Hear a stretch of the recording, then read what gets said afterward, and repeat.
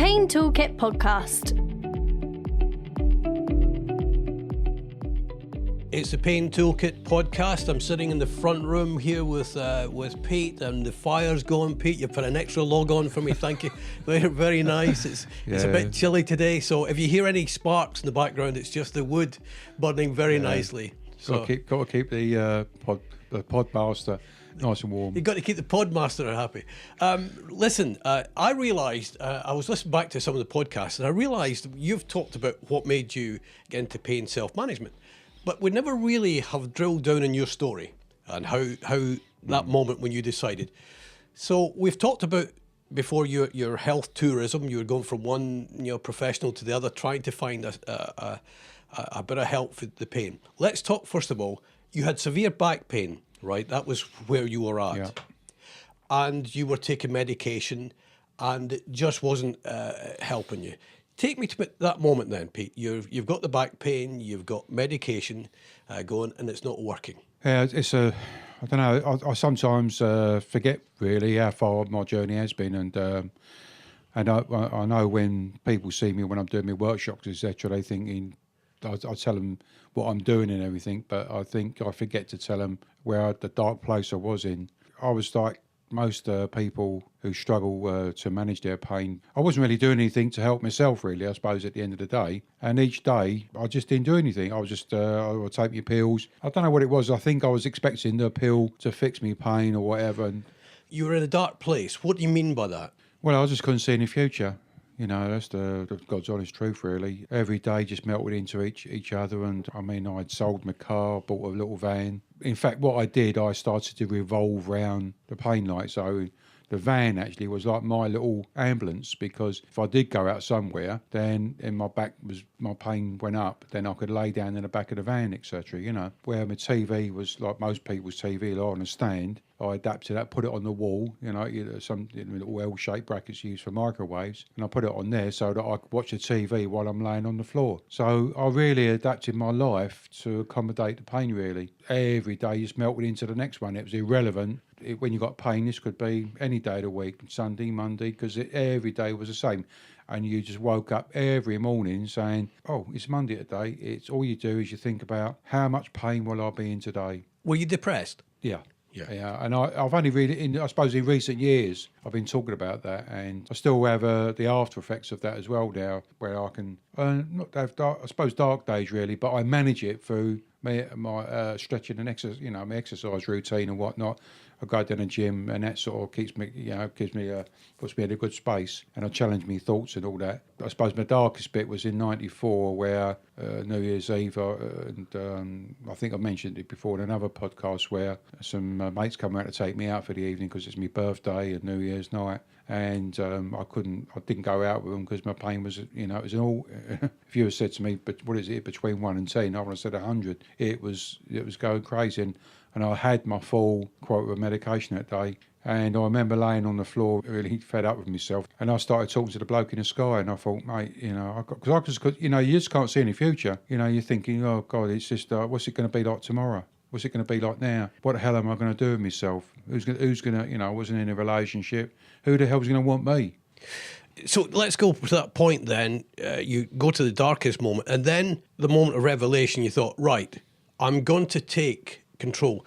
What was it that triggered that for you to go, right, okay, come on, Pete, do something? It was, I suppose, looking in the mirror. I looked in the mirror the following day. That night on the New Year's evening, I was going to top myself.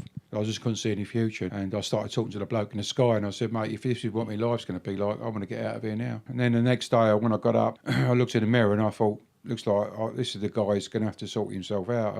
I had a bit of a serious word with myself. I think in a way, I suppose, it's like a bit of a rock bottom that night. Realising that the pills aren't going to work. They're not the be and end all. The healthcare professionals, I don't know, I suppose they're doing the best they can with what resources there are around and whatnot. And that next day I looked in the mirror and I thought, this is the guy that's going to have to sort it out. And which that's what happened. I found myself a pain management program at St Thomas's. And later on that year, I started to make myself go walking. I hadn't learned pacing by then.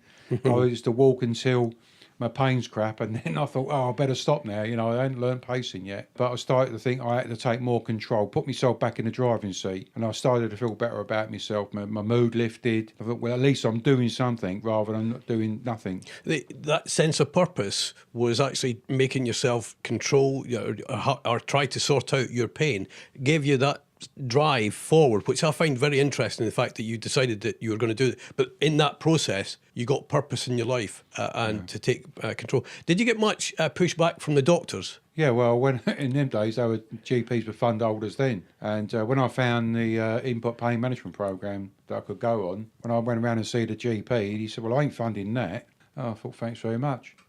So here I am trying to go on this program that could actually take me from being a patient to being a person, that this guy's blocking me, So I went back to input and I said, look, the GP said he doesn't want to pay for it. They said, leave it with us. And then those had local health authorities and they got the money from them. It's only got £2,000 or £3,000. It's nothing. Up until then, when I worked, someone worked it out for me, that I cost the taxpayer about £250,000. I mean, so what's 2 or 3K, getting this person off pills, back, getting his confidence up, getting back to work and actually paying taxes, because up until then, people, all the taxpayers out there who are listening to this, you was paying me to be unwell.